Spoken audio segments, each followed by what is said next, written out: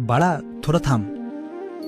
सगळं कसं एका रात्रीत बदलावं आणि तुझ्या आयुष्यातल्या सगळ्या अडचणी आजच्या आज संपाव्यात असं तुला वाटतंय?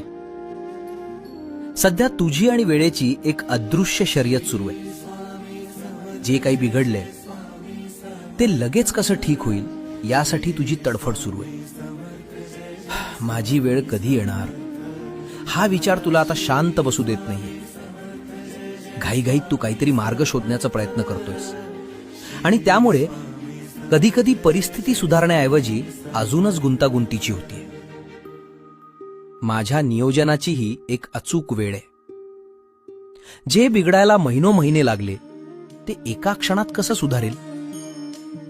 थोडा धीर धर. तुझ्या घायाळ झालेल्या मनाला सावरण्यासाठी आता वेळेला थोडा वेळ दे. योग्य वेळ आल्यावर मी तुला तुझ्या अपेक्षेपेक्षा कितीतरी पटीने जास्त भरभरून देईन. फक्त तुझी वाट चालत राहा.